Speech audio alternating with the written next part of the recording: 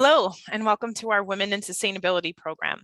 I'm Corinne Hafel, and I am a director with the U.S. Green Building Council's Market Transformation and Development team.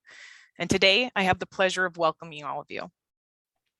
On behalf of today's event hosts, U.S. Green Building Council, Evolution Marketing, WSBC's Women in Sustainability, Kohler, and Apvion, I welcome you to our 2022 International Women's Day celebration.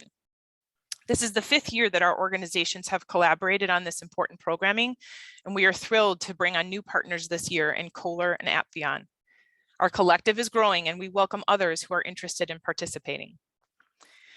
We are so glad that you could join us virtually today from wherever you may be. And before we dive in, there are a few basic housekeeping items we wanted to go over with you. Today's program is titled Intersectionality and Equity and Sustainability. And after a brief welcome and setting of the stage from our hosts, we will welcome our speakers to present and participate in a Q&A. The goal for today's program is to educate and empower you, and our speakers will showcase tools and tips to help us all move holistic sustainability and equity forward in the workplace by recognizing the interconnected and intersectional nature of the Sustainable Development Goals. The program concludes at 1 p.m., but we welcome you to stay for an open dialogue after the formal program adjourns.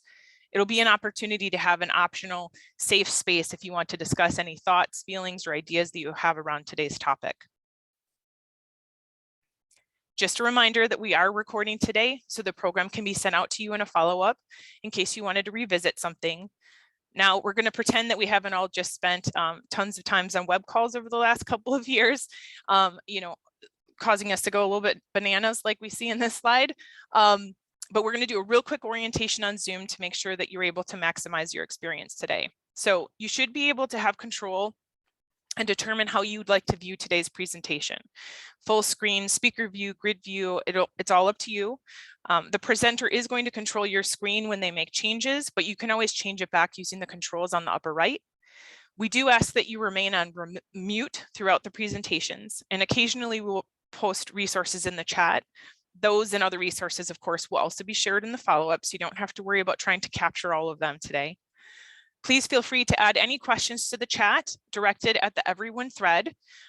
We will do our best to ask them during the Q&A period as time allows. And of course, we welcome your dialogue in the chat as well. So direct it to everyone so that our participants can talk back and forth with you.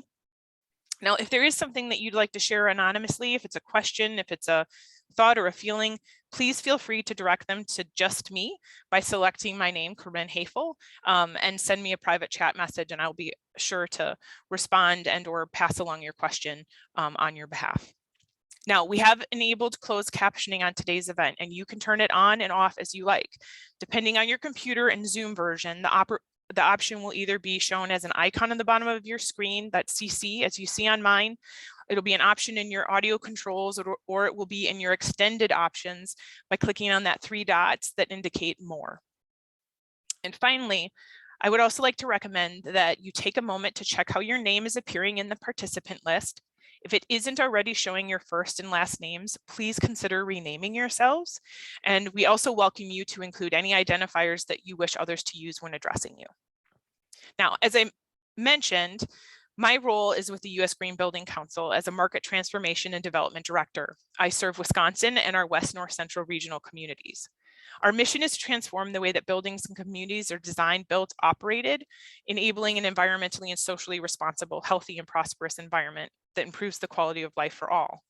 And we're committed to this transformation because we believe that every person deserves a better, more sustainable life. In my role, I work with architects, engineers, sustainability managers, product manufacturers, municipalities, and beyond, all to change the way our building and communities are built for better.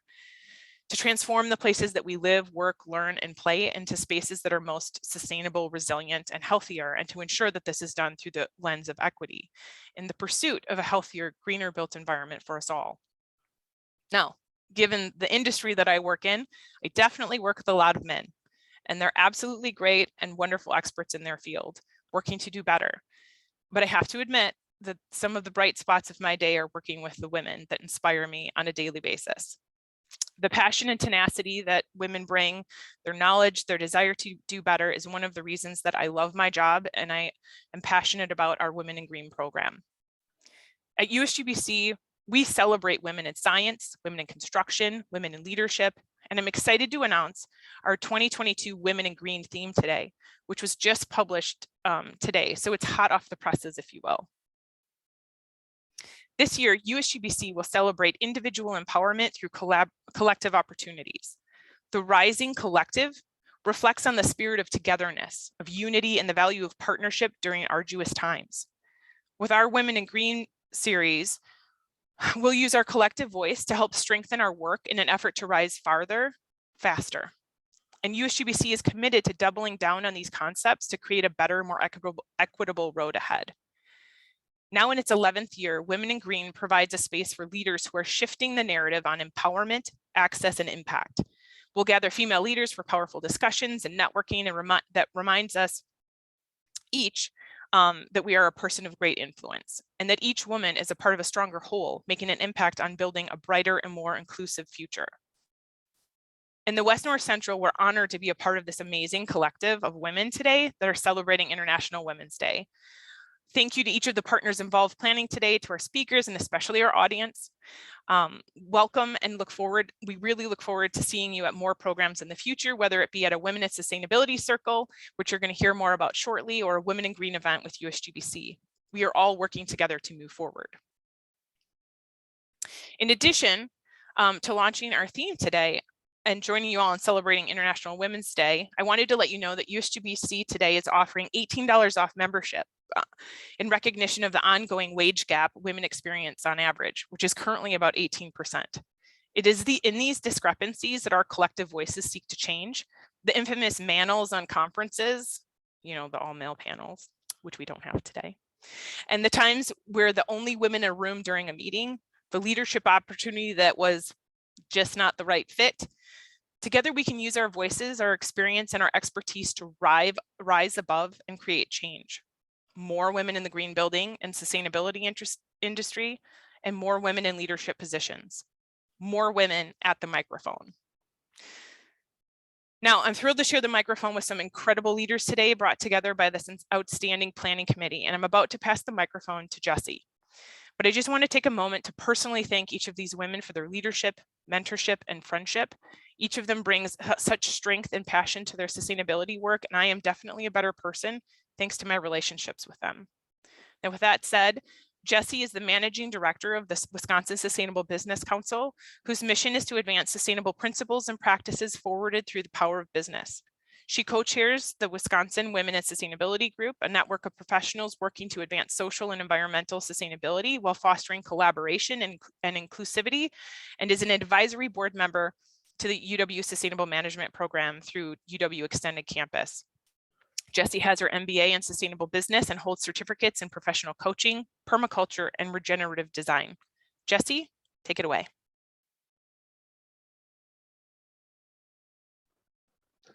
Thank you so much, Corinne.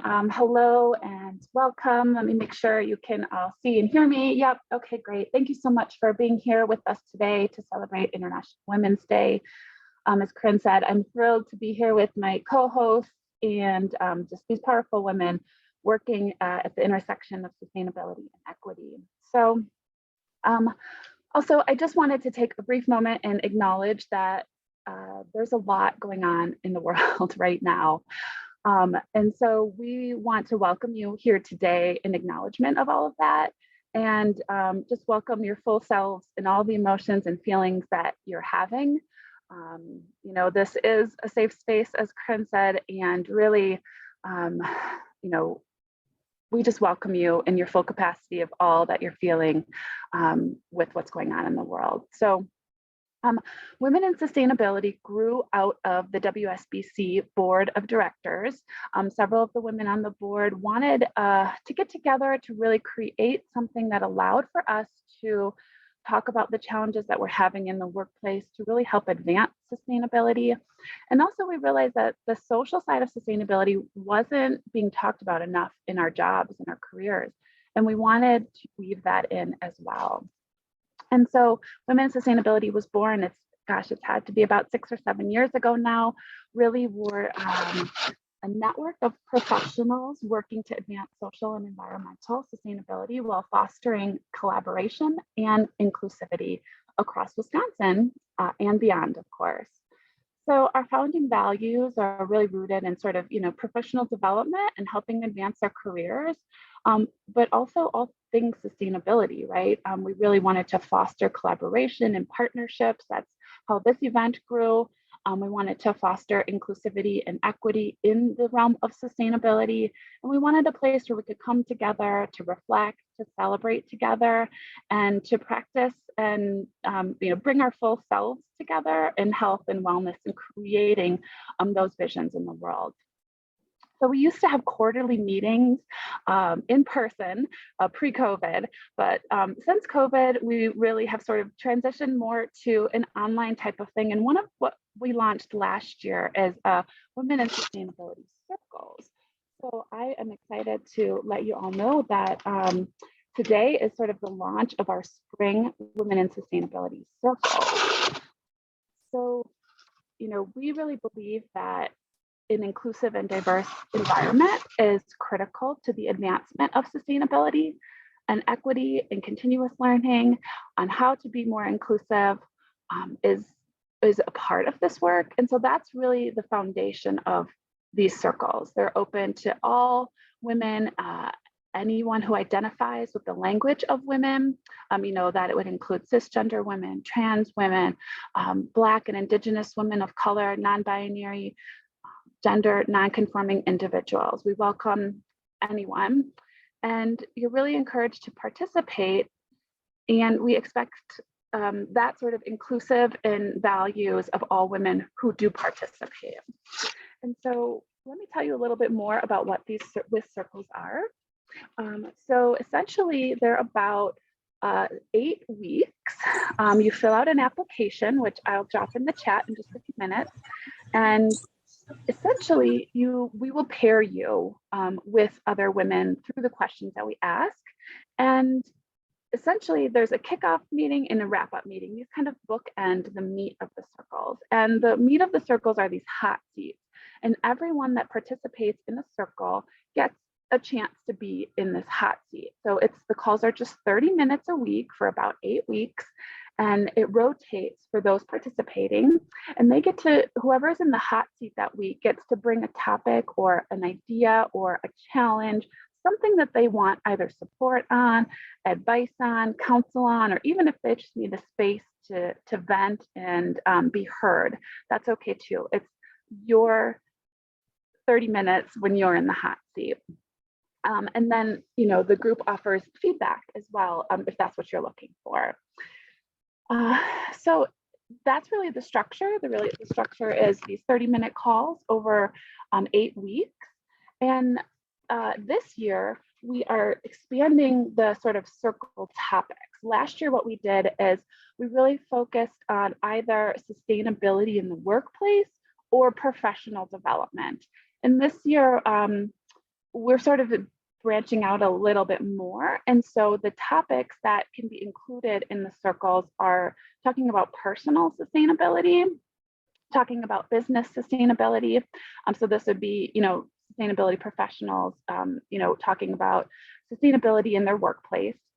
Leadership development, this would be the type of circle if you lead teams and you want some support on either project management or your own leadership development. Career development, this would be the type of circle for those who are emerging sustainability professionals, transitioning sustainability professionals, or really, just a place to talk about your career and how you want to advance it. And then the business leadership circles are meant for either entrepreneurs, CEOs, or anyone kind of in the C-suite leadership that wants to talk really about business leadership. And so in the application, we ask you just a few questions to help identify which circle might be best for you. And you can choose up to 2 of these options, and that'll help us sort of pair the type of content you want to talk about in your circle with others. I will, like I said, drop the link in the chat in just a moment. It is here. You can also find it on the Wisconsin Sustainability Women in Sustainability page, which is just wisconsinsustainability.com/WIS. The survey link is there. We ask that you sign up by March 18th. The goal is that these circles will start and run in April and May, and then they'll accumulate in an event, which you'll hear a little bit more about in June. So we're going to come together on an in-person event to celebrate in June, and that'll sort of wrap up the circles. I believe that that is all that I have for you today. So thank you so much to our speakers for coming, and to all of you, thank you for your work. And I'm going to hand it over to Kayla now. Awesome. Thank you, Jessie. Hopefully everyone can hear me okay. I'm really excited to be here today. And really my goal is to kind of center us on a few things. So one is really linking this idea of sustainability and business together. Why is it important? But also this concept of diversity, equity, and inclusion. And I'm really excited to be able to talk about Kohler's work. This is the work I get to do every day, which is absolutely incredible. So my role is a project leader on our social impact and sustainability team. That is in many cases a jack of all trades, but if you come to Kayla and say, what does Kayla do at Kohler? I am all things associate engagement relating to sustainability and innovation, which we'll talk a little bit about being kind of two key elements of some of the Believing in Better work that we do here at Kohler. So if you're not familiar, I'm sure many of you are, but Kohler is our headquarters are based in Wisconsin here, and we have over 40,000 associates globally. It's a really big company, over 55 manufacturing locations and 30 plus brands. And one of the things I actually love about Kohler is that we have these kind of three separate businesses. We have our kitchen and bath business, our power business, and then our hospitality business. So both sustainability and diversity, equity, and inclusion looks really different in all of these spaces, which makes it a really fun challenge for me every day in my work, and kind of figuring out, how do we move forward and keep kind of pushing the edge of what's to come. And so I wanted to give you all a little just insight as to how we view corporate social responsibility at Kohler and environmental sustainability. So we really view it through this lens of believing in better. So better planet, better communities, and then better lives. We're focusing on, how can we make sure we're taking care of the environment, the communities that we're serving, and then the lives that we're touching, both our associates as well as our customers and the people that we're interacting with every day, all the way through our supply chain. So when Kohler really kind of began to formalize our sustainability strategy, I was not around yet. It was back in 2008. I hadn't even graduated high school yet. Goodness, time flies, things change.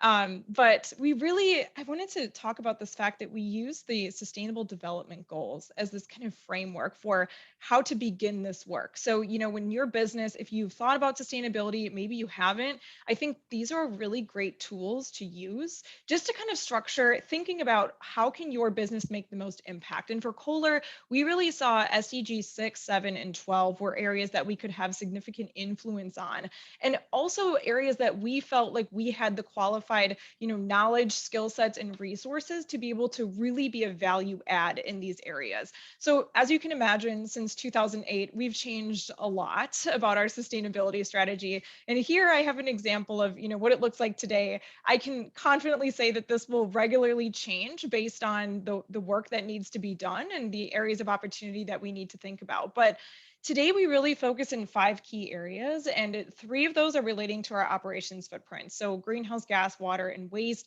We have net zero 2035 goals for both our greenhouse gas as well as our waste to landfill. And then for water, we have water stewardship goals based on our high risk location. So as you saw before, we have over 55 manufacturing locations globally. As you can imagine, some areas are higher risk for water than others. So we're focusing our efforts on those high risk areas first. And then, of course, we really believe in this idea of enabling our Better Planet strategy through the products that we offer. And I'm excited to talk a little bit more about why this should be important to not only Kohler, but other businesses as well. And we'll see how products can really enable some of that. And then lastly, this idea of education and reporting. So we want to educate not only our associates at Kohler about the work that we're doing and how they contribute towards it, but our customers and the people that we're working with about how every time they buy a Kohler product or specify a Kohler product, that makes an impact, not only on our footprint, but on theirs too and their customers. And then the reporting side of things, we're really excited this year, actually in 2021, we're launching our first ESG report, but we really believe in this idea of transparency and that we can do this great work, but we need to make sure that we're taking the time to be really transparent and clear about the progress that we've made, or maybe even the progress that we haven't made. So I think to transition us to this idea of why is this important? You've seen how we're structuring our strategy and the work that we're doing, but why did we decide to do this in the first place? And I think one of the things I'm so blessed to be able to say is that this has been part of Kohler's DNA since the beginning, since John Michael Kohler started our company almost 150 years ago. And we can see Walter Kohler quoted in 1934 saying, so-called free goods such as sunshine and fresh air may be of more real worth than most economic goods, which is absolutely part of the work that we do every day in our associates' work. And so that's something that's really been a great driver for us to keep this as at the forefront of all the work that we do and as the business grows and changes over the years. But also this concept of our customers and our employees expect us to act. And I have a few slides that will go into more detail on this because not only I think is this relevant to Kohler Company, but it's relevant to all businesses. And we'll explore a little bit more about that.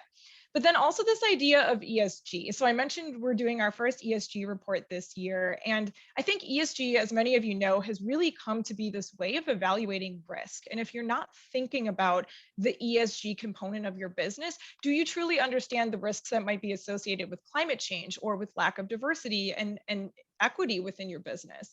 So we're really seeing that as a key driver. And uniquely at Kohler, we are a private entity. So even though ESG is public reporting, but we're really seeing this drive and push for all entities to be disclosing this information. And Kohler is really proud to be on the leading edge of that. And then lastly, this idea internally at Kohler of sustainable innovation. We, as I mentioned in our Better Planet strategy, have this focus on products and how can our products enable our sustainability work. But this idea of sustainable innovation is at the heart and core of that. So I'll talk a little bit more about one of our programs, the iPrize program, which is really helping us enable this work. But first, I want to touch base on this customer and employee part, because I think this is really relevant to all businesses and organizations. But we're really seeing that the greater good matters. It matters to our employees, it matters to customers, it matters to architects and designers in this case that Kohler's interacting with. We see stats like 70% of employees will be more loyal to a company that contributes to environmental or social issues. We see 60% of global consumers under 30 prefer brands that have an opinion and stand for something. So we're being asked to do this work, and consequently, as are other businesses, right?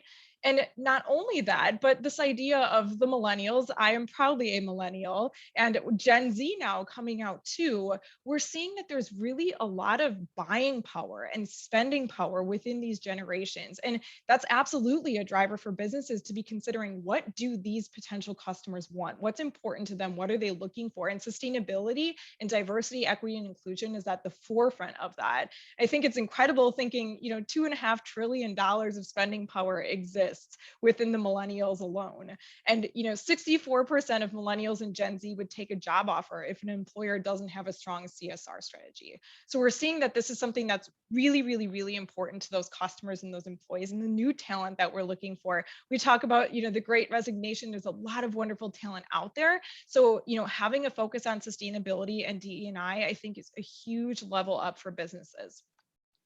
And now, additionally, I want to talk about that innovation side of things, the sustainable innovation here at Kohler. And we house our iPrize program under our Innovation for Good program. And the iPrize, I'll touch on that specifically. We have really 3 pillars or strategies to our Innovation for Good work. Most of you have probably heard of the Waste Lab. It's a popular idea really that came out of Innovation for Good, where we're rethinking the waste life cycle and actually reusing manufacturing waste to create products that we can sell. But the iPrize, where the Waste Lab was born out of, is this idea that we can ask our associates and leverage the talent that we have within Kohler to create sustainable innovation and to empower our own associates to help ideate and bring these ideas to the surface. So we actually use each year in the iPrize, we use specific themes. We've had themes relating to the Sustainable Development Goals, and we've had themes relating to various different environmental initiatives. And we issue a theme every year, and then we ask our associates, we challenge them to come up with ideas that can solve the problems that we're asking them to. And I think one of the things I love most about this program is that I've seen in leading this program over the past 1.5 years, which is not a long time, but it's changed so much just in the 4 years it's been around. I've seen so much happen when we start including and being intentional with the BRGs that we have at Kohler, the business resource groups, and the more diverse associates. So I host specific workshops for innovation with our BRGs. We have 9 of them at Kohler right now. We have a new one that formed this past year. And we ask these groups of associates to help bring new perspectives and fresh perspectives and, you know, different ways of seeing the world into these ideation sessions, because that is how we will create these most intentional products. So it's absolutely fascinating to me as someone leading it. And I think it really lends to, you know, the conversations that we'll hear today about why DE&I is so important and why sustainability is so important too. So with that, I'm going to hand this over to Miss Lisa. I'm sure many of you know her and love her already, but I will do her the due diligence of a wonderful introduction. So if you don't know her, Lisa attended Michigan State University for graduate school, where she was one of the first sociologists to hold the C.S. Mott Sustainable Agriculture Fellowship. Lisa founded Wisconsin's first triple bottom line managed sustainability consulting, environmental communications, and ethical marketing firm called Evolution Marketing in 2007. She currently serves as an advisor and co-chair of Be Local Wisconsin, and she is the vice chair of the Waukesha Ozaukee Washington County Workforce Development Board. So Lisa, I will hand it over to you. Thank you so much, Kayla, and welcome everyone to International Women's Day 2022. I was thinking about this the other day. I can't believe this has been 5 years we've been doing this program. It just seems to get better and better every year, and each group of speakers, it just seems to be raising the bar. So I'm so excited today to be the MC for a conversation with 2 amazing human beings. The first person who will be speaking today is Nicole DeDamer. I actually met her. It's so interesting. She reached out to me after Evolution Marketing was featured in a USGBC article last year, talking about working in interdisciplinary space. And after Nicole reached out to me, of course, we met over Zoom and we talked, and I've just been so incredibly impressed with the work she's doing. So let me tell you a little bit about Nicole as she brings up her slides. Nicole DeDamer is an attorney, a WELL AP and faculty, as well as Fitwel Ambassador, Eco Districts AP, and Lead Green Associate. Oh my gosh, she is doing everything. She helps companies identify and manage the risk of sustainable innovation so they can do great work without surprises. Before launching her consulting company, Sustainable Strategies, Nicole practiced construction and insurance coverage law in Seattle area for more than a decade. So she's also an attorney, right? Amazing. She leverages this experience to help her clients achieve robust sustainability goals. Nicole's work focuses on creating collaborative spaces and uniting diverse groups to mitigate climate change through the built environment. She also specializes in issues related to the intersection of buildings with human health and wellness. Her strengths lie in her ability to view sustainability issues through a legal and risk management lens, kind of touching back on what Kayla was just saying, not apologizing anymore. So we're going to talk a bit about risk today. In addition to her consulting work, Nicole is also an award-winning contributing author and has developed and taught graduate classes at the University of Washington and Boston Architectural College. She's amazing. Anyway, as we're getting ready for Nicole, I wanted to share 2 really quick statistics. For those of you who are not familiar, last year, Kane Communications Group put out a 2021 State of Working Women in Wisconsin report. And I'm just going to read 2 statistics from that report because I think that they also help to frame up our discussion today. So the first one is our study shows that the experience of women in Wisconsin doesn't simply mirror what's happening across the country. It's more pronounced. Our research reveals a startling statistic. 50% of Wisconsin's working women consider quitting work constantly, often or sometimes. This is 25% higher than the national average. As reported in McKinsey's 2021 Women in the Workplace report, the number of Wisconsin women considering quitting raises even higher to 60% for those working in the retail, food service, and hospitality industries.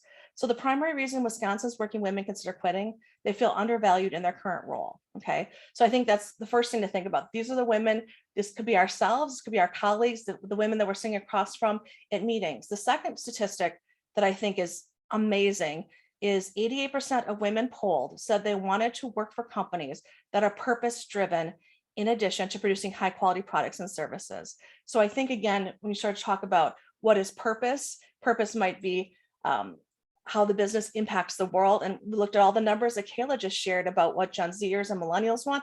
I think Gen Xers want that too. And maybe some baby boomers do as well. So I think there's a lot going on in the world that's shifting and changing. And I think all of these wonderful statistics helped us shape the discussion we're going to have today. So I'm going to now turn it over to Nicole, and she's going to talk about intersectionality and equity and sustainability. Welcome, Nicole. Thanks, Lisa. I really appreciate that. Can everybody hear me okay? See me, all the things, give thumbs up, sweet. I appreciate that, means a lot. I'm so privileged to be here. So thanks so much for inviting me. And yeah, I just really quickly playing off that theme, you know, I think talking about value in the workplace, you know, and I'll get into this a little bit more, but if it doesn't create, if the role that you're after and the values that you're after don't exist, go out and create it. And I think I was just watching in the chat, you know, some of the folks sharing where they are, what they do. Looks like lots of independent consultants and things like that. So just wanted to like hold space for that amazingness that is going on your own, because it is it's an interesting place to be. But anyway, so this is me leaning against the wall, but I'm gonna just take maybe about 10 minutes to share a little bit about myself and my journey. And not, it's weird talking about yourself, I'll just say that at the beginning, but to the extent that it maybe helps other people see someone else's very imperfect journey and maybe learn something from that, or if to the extent I can help folks. So anyway, my name is Nicole DeNamer, and I am based in Seattle, Washington, and it's lovely here. But we'll get into that in a minute. I currently own my own sustainability consulting company, Sustainable Strategies, that I started in January of 2020, which is a very interesting time to start a new business, and I'd be happy to answer questions about what that's like. But as Lisa mentioned, I, prior to starting my consulting company, practiced law here in the Seattle area for about 13 years, mostly construction and insurance coverage. And insurance coverage is basically suing insurance companies to get them to pay out on their policies, so representing policy holders. So I did that in the construction context. So often that would be a general contractor, subcontractor, sometimes an owner, public or private, who needed to get their insurance to pay out. And so I have a very heavy built environment bias, I guess, or that's where my experience comes from. I think one of the good things about sustainability is there's so much room for different disciplines, but just so folks have a sense of kind of where I'm coming from, I very much focus on the built environment, and I've worked with USGBC and other entities, and so just kind of framing that up there. But my experience really comes from, I say I understand how construction projects succeed because I've seen them fail. And so I think that kind of is the lens that I apply to sustainability consulting as well. And, you know, I was really driven by talking about values and the Great Resignation and what do you want, where do you want to be in this conversation? And quite frankly, what do you want to do with your life? A lot of what I saw, you know, that challenged me to get into sustainability was, one, driven by my background, and two, this ideas of risk, and is sustainability risky, and some maybe loud comments from the construction industry that sustainability, because it was something new, was too risky. And I just challenged those ideas, and I can dive into that a little bit more, but that was really what drove me to focus on sustainability. So I'll just leave that there for the moment. But I am a lawyer here in Washington State, and then my full-time job is a consulting company. I also teach at the University of Washington, and to this, I'll apologize in advance, here in the Pacific Northwest, we call it UW. And so if I slip and say that, that's what I mean. To this theme of intersectionality and interdisciplinary, I intentionally do not teach in the law school. I teach in our College of Built Environment, which is houses, it's kind of the umbrella that houses real estate, which is the department that I'm actually under. We're about to kick off spring quarter, construction management, architecture, urban planning, landscape architecture, and we have a PhD program also in the built environment discipline. So when I started teaching, again, I was really driven by this need to create collaboration around sustainability and sustainable development. And I didn't want to be a lawyer teaching in the law school. I wanted to be a lawyer teaching other design disciplines, how to interact with lawyers, how to think about risk management, how to work together and collaborate. There is no way we're ever going to move the needle anywhere on climate change if we continue to work and learn in towers. And we can dive back into that in a minute, but that's really the ethos of my class there, which is probably unsurprisingly called Risk and Reward in Sustainable Development. So I do that, and then yeah, I maintain probably too many sustainable building credentials, but we are rich with certification programs in sustainable building, and it's just kind of one of those necessary things to keep up on everything that's going on. And I'm also very embedded in the design community. I think one of the things that really helps me as a consultant and when I was practicing law is that you often are in these kind of groups, right? There's the folks who represent the contractors, there's folks who represent the owners, there's the folks who represent the designers or the architects. And I kind of try to have some type of impact on each of those as opposed to kind of just living in one. So I was very involved with American Institute of Architects in Seattle here, currently on the board, and this past fall was very privileged to be awarded honorary AIA status for that work integrating kind of the legal community. I've worked with AIA Seattle on some of their Healthy Materials Matter series, which was launched here in Seattle, and just kind of bridging those communication and other gaps, which has been really fun. I really appreciate the design community and enjoy the opportunity to work with those folks. So there was a lot of talking about myself. But taking a little step back, I'm actually from Wisconsin. This is the lake that I grew up in Door County, which I pulled this little map up. We're sort of around here. So I have my roots there, and it's been really fun to get to know Lisa and her colleagues and come back to the Midwest. And I think this is Whitefish Dune State Park, if folks are familiar with that. But these kind of experiences, I talk a lot about placemaking, connection to place. These experiences, growing up in this beautiful place, really informed and I think energized my desire to work in sustainability and kind of move out of the construction and specifically the litigation context. So I think about these pictures a lot whenever I go back and visit my parents who still live there. It's a great opportunity. So I appreciate those memories and that opportunity to kind of connect with place, because that's one of the things I think that really helps people connect with sustainability. So we'll get to that in a second. But another random fun fact about me is that I had the opportunity to study at Biosphere 2 when I was an undergrad at the University of Michigan. So Lisa and I can go elbow to elbow on University of Michigan and Michigan State, but we'll leave that for another day. But I got the chance to study at Biosphere 2, which if you're not familiar with what it is, I know we put an article, I wrote about it in some of the materials, but it's definitely a very polarizing project. It's out in the desert in Arizona, and these are some pictures that I took on an actual real camera, because I will date myself there, and then took a picture of that picture on my iPhone and uploaded it here. But anyway, it was an attempt to recreate some of the major biomes within reason on Earth on about a 3-acre scale. You can see this little very young undergraduate me standing in the foreground of the picture. But it was an interesting experience, and I share it with you all and with audiences because as the space travel conversation comes up again and again, I think what was interesting to me about the opportunity to study in this space was that it was very much billed as a failure. Again, the attempt was to, and I'm oversimplifying this project, and it is a very polarizing project. You can read about it.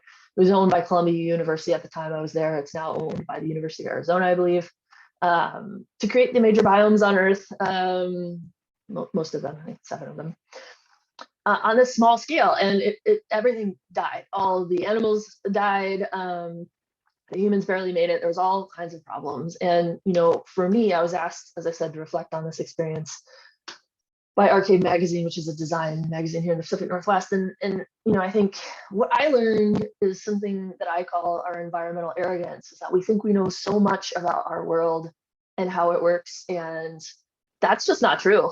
We can't even recreate it on a really small scale. And what's interesting now, looking back, this was longer ago than I'd like to admit, but let's just say 2001-ish. Carbon was one of the major problems with this project, and now we are obviously in and way past the carbon crisis. So I just pulled some quotes from that article, and I invite you to read it. But I think this idea of environmental arrogance, and that we know so much about our world when in reality we know very little. You think about the statistics about how we haven't explored, a very small percentage of our oceans and things like that.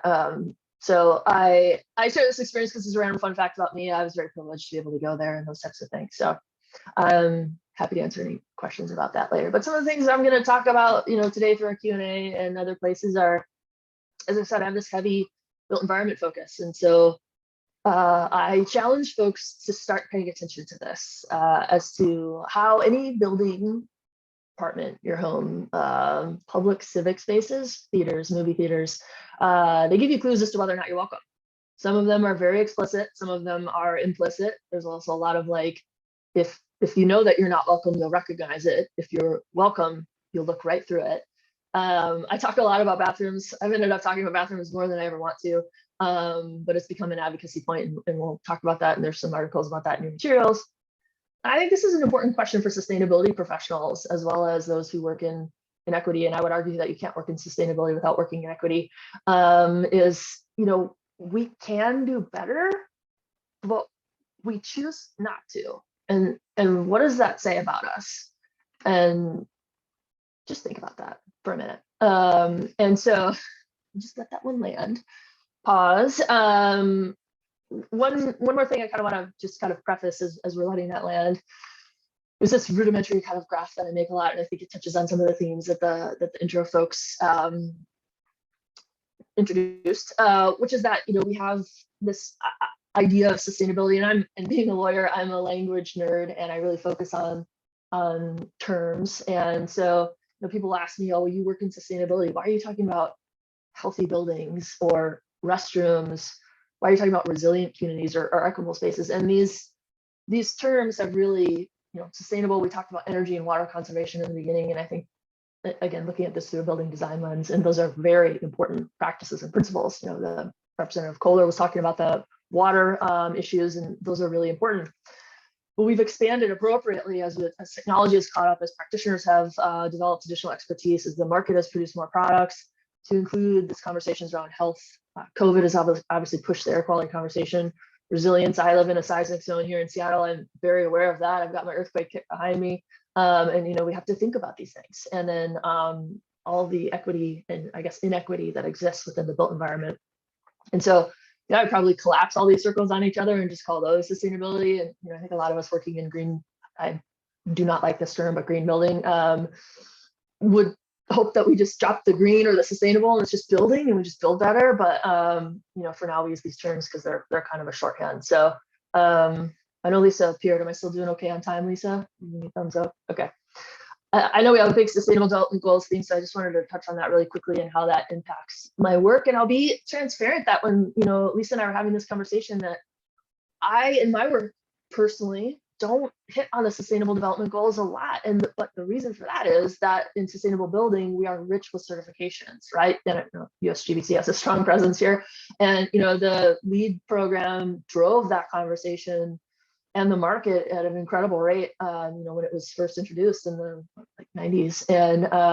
And then we've had WELL and FitWell and eco districts. And I could like literally go on for 20 minutes listing all of the different certification programs that are out there. So we are rich in certification programs. So this has been a really nice opportunity for me to kind of like reflect and come back to the sustainable development goals. And I think they're really helpful for a lot of other industries. And so, but just to kind of highlight where I think I play the most is kind of in this health, well-being, infrastructure, obviously looking to reduce inequity or improve equity, sustainable communities. I'm going to talk a ton about bathrooms. It's what we do. And then you can't talk about buildings without talking about climate action.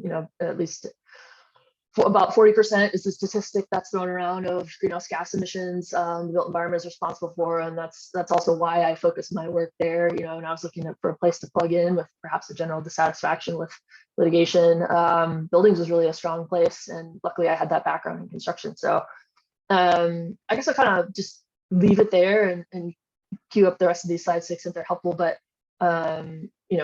we'll just kind of challenge folks to think about some of these questions. How do buildings tell us if we're welcome there? If we can do better, why don't we? And how do we challenge those structures? So I've been completely ignoring the chat. I apologize for that. And maybe I'll take a peek in there, but Lisa, maybe I'll stop talking and let you take it away. Well, I have some questions for you, Nicole. Sure. Fantastic, laying the foundation. So my first question for you is, how does having hard conversations benefit the space we desire to create? Because I think that's so important, right? And I want you to tell me, because of the work you've been doing, and you're such an amazing advocate for, for having equitable conversations within the built environment. So tell me talk to me about that. With your experience, how does having hard conversations benefit these spaces? Yeah, I appreciate that. I do have to give a shout out to the number of people that said go blue in the comments, because absolutely. But yeah, so the hard conversations is, we won't drive change if we don't have them, right? And so, I think there's that. And so, like I guess I prefaced in the beginning, I never thought I would end up talking about bathrooms as much as I do. And I guess this is just as good a time as any to do that, which is, for me, I was kind of forced into those hard conversations as someone who, regularly gets what I would call harassed in restrooms. I identify as she, her, but I will, I guess, be the first to describe myself as a perhaps androgynous presenting person. It's really awkward for me to talk about this stuff, but I think it's important to. And, I shared a story in, I think I shared the materials on a blog post that I put up in my company and others, where this happens all the time, approached, I was standing in a public restroom, washing my hands, or whatever, and inevitably some woman will come in and say, and ask me if they're in the right place. Oh, am I in the right place? Really loudly. And it's really embarrassing to me, as you can imagine. Because then I have to all of a sudden defend myself and my existence. And it's the weirdest question too, because I have no idea if you're in the right place. And like, why are you asking me? And, then people look at me to the answer, and then I have to say something really awkward, like, well, yes, I am a woman, which is just so weird to say anyway. And, that's a hard conversation for me. Like, I'm just like sweating talking about it. Like, let's be real. But this happens all the time in Seattle and other places. And I recognize when these instances happen to me, I carry all the privilege of a white person in the circumstance as well. And I think it's important to kind of just hold space for the fact that there are lots of other ways that lots of other groups are harassed in spaces. And I can only speak to my personal experience. And I call myself this kind of accidental advocate for more inclusive restrooms. Because it's just one of those places where I can't tell you the anxiety that I feel. And we were sharing on our call, I can tell you the several safe restrooms in Seattle that I think I can use. And I've become a real advocate for the trans community with respect to restrooms, because we have some, we talked about this, and I think it's in the materials, some real data with respect to the really negative, and I would call them horrific, health statistics that the community faces with respect to having to avoid restrooms for fear of harassment. And I don't identify as a member of the trans community, but I do find myself identifying with that group because building design plays such a strong part in it. And to come full circle on your question, I guess if we don't have these hard conversations, like, nobody wants to talk about bathrooms, but here we are, and they have real health impacts. And I guess, do you want me to segue into that kind of a little bit more? That would be great. And thank you for your honesty and sincerity and empathy and sharing your story. Oh, for sure. Thanks for holding space. we appreciate you, Nicole, and I appreciate you in the fact that you're able to share experiences you've had that were not pleasant, and that you're helping others who may not be aware. Like, I'm a white woman, I have a whole lot of privilege. I don't think about which restroom to go to. So I think we all need to take a step back and think about the privilege we're carrying and how does that impact, the work we're doing as sustainability professionals and architects and designers and builders. 100%. I appreciate that. Thank you. And, I think something that I try to do too is like be a safe space. If you're in a restroom space and someone gets asked that question, be like, that's not an appropriate question, or like, mind your own business, because I can't tell you, you can't see this but I'm actually like 6'2", actually pretty imposing presence. Nonetheless, I can't tell you how small and vulnerable I feel in those moments. When I'm all alone and someone is like literally questioning my existence. And so I think that bathrooms are part of this equity conversation, again, because I focus on buildings. There's lots of other areas and ways that it's important, but because design and gendered spaces really perpetuate these scary situations. And it goes back to my question again. I saw someone ask a question in the chat about this, and we can come back to that, but like, we can design ungendered restrooms, meaning there's not a male and female restroom. And those are great places that serve everyone, and we just don't do it. But I want to give these statistics from this 2015 trans survey just to kind of highlight this point for people and what I mean about the intersections of health and wellness with building design, because they're important to understand, I think. And we think about health and wellness in buildings like air quality, reduced VOC materials, all kinds of things that are important. But just talking about design here for a minute. So this was a 2015 survey of the trans community, and these statistics, I don't know, they're heartbreaking, is I guess the best way I can put it. So more than half of respondents avoided using a public restroom in the past year because they were afraid of confrontations or other problems they might experience. Nearly 1/3 limited the amount of what they ate and drank to avoid using a restroom in the past year. I mean, come on. And then again, nobody wants to talk about, you know, urinary tract infections or kidney issues, but we're going to talk about it. And 8% reported having, you know, these issues because they had to avoid using a restroom. And these are tough conversations, but it's important that this information is out there and that you have an understanding of that these things happen. And again, there's lots of other ways that building design hurts, excludes groups. But this is one that I think is important to highlight, again, because I've seen it. I have a lot of friends who are very close to the trans community, and we have this data. And in the materials, again, and I would encourage folks to check this out and share. They're redoing this survey and launching it again in 2022 because we need advocates like me need this data to be able to advocate for more inclusive spaces. And I think someone in the chat asked if we could do better. I apologize if I'm misreading your question, but this is an example of doing better. This is Town Hall Seattle, which is one of our event venues, I guess is one way to put it. So they host award ceremonies, concerts, spoken word things, all kinds of different things. So this is an ungendered restroom. This is a series of floor to ceiling doors. There's a common ingress and egress space. You can see kind of in the end of the hallway there's a common sink station. Everybody uses this space. There are lots of benefits to folks who are traditionally hurt and excluded in gendered spaces, but I also talk about like single dads have access to a changing station, or the fact that we only have baby changing stations in women's restrooms is just whatever. But you know, and there's lots of different ways that these spaces serve folks who maybe have a primary caregiver or have children or aging folks who they're helping, or whatever the case may be. Or I don't know if you've ever like even broken an ankle or had to use crutches and you need someone to hold your stuff for you. There's so many different ways that these spaces not just only benefit you know, the groups that I've been talking about, but a lot of other people. So I think it's, you know, one of the things I like to do is kind of try to draw these connections between physical spaces and equity and other sustainability challenges. And I saw someone is here from DLR Group, and there's some other designers too. And I'm doing some work. We're actually going to be presenting in June on kind of trying to get a facilitated charrette style program with respect to how do we include more, how do we create more inclusive spaces, and going to that question of if we can build this, why don't we? That was a really long answer to your question, but I got there once. So I'd be happy to follow up on that or whatever's next. That was great, Nicole. So in making sure that we're staying on time, yes, we're gonna move to our next speaker. And Nicole, what I'd like you to do is if you could share in the chat the resources you were just talking about, specifically the one about the study.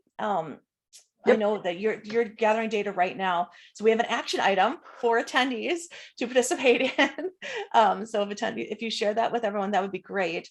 And then our survey. Yes, your survey. Yeah. So the Nicole et al. Survey. And then just a little bit of information about the event that you're hosting. And so if there are folks that are on the call who want to participate, they will know what to do. Sounds great. I'll do that right here. Thanks for the chance to share a little bit. Appreciate it. Yeah, wonderful. And then we're going to move to our next speaker. And then after Cesare speaks, we're going to have both of our speakers together and we're going to have a really great discussion. So thank you, Nicole, so much. It is my pleasure and honor to welcome our second speaker, who I also met last year during COVID. Shazare Assad is with Howdy Designs LLC Consulting. Shazare has dedicated their life's work to stewarding Mother Earth, nourishing people and building a more just food system. Growing up in a rural agricultural community in Oklahoma and a lifelong artist, Shazare came of age as a laborer cooking in the restaurant kitchens across the US. Their journey towards personal and collective healing has included work as a youth advocate, nutrition educator at community-based nonprofits, and corporate consultant to global food enterprises. During their 20+ years of food service experience, Shazare has developed innovative culinary, nutrition, and wellness initiatives focused on holistic health and building community wealth. In their former role as CEO, Shazare brought both professional and lived experience to Food System 6, and that's where I met them last year, directing new resources to entrepreneurs and innovating on the front lines of communities most impacted by climate change and the industrial food system. It is now my pleasure to turn the program over to Shazare and their amazing life experiences. Take it away. Thank you so thank you so much, Lisa. And I was really grateful to have Nicole go first, just because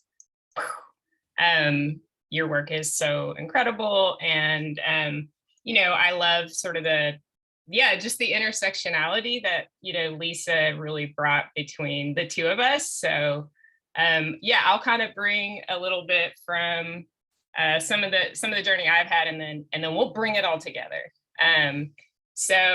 Thank you so much. Once again, Shazare Assad. I am joining you from Sonoma County, unceded ancestral lands of Pomo, coastal Miwoks, and the Central Wapo people. Really honored to share a little bit about my work journey, such important topics to dig into. And just, if you all wouldn't mind, sort of on the topic of intersectionality, honoring our collective grief, and really honoring the care that we all bring. Sorry if my eyes have like weird vampire light going on. There we go. I wanted to share a poem, actually. So I would like to, before we kick in, I would love to invite you all, if you feel inclined, to close your eyes. And feel free to, most everyone has their cameras off. So feel free to, ground yourself, take some deep breaths in. I want to share this poem from Adrienne Maree Brown. If you're not familiar, please check out her work. You can support her work, which I have done by sharing this poem and also sharing some cash with her. And so I'm just going to read this and center us all in our work. We all have Chernobyl in our lungs. We children of catastrophe cannot sleep, focused on fissures. Who left us to die? Those close enough to slip away instantly? Those poisoned, coming apart in the cells? Those willing to risk it all? The sea salt and fertile loam can still taste that bitter and radioactive dust, that slow, invisible ash. Our future. What cannot be contained becomes us. What I mean is, we all have cancer now within us or between us, in our own bodies, in our structures, in the bodies we love, in the structures we need, directly in our bones, creating rocks from our softest tissues, pitting thyroids and prostates against us. Strangeness creeps into us, equal parts violation and colonization, flags of disaster on each play. Now, that contaminated soil is on the road between the reckless and the wreck. And in my body, I feel the earth wishing for respite. We all have nuclear bodies in search of remediation. Our bodies cannot hold this much rage, this much greed. Earth does not consent to the violation of war. We do not consent.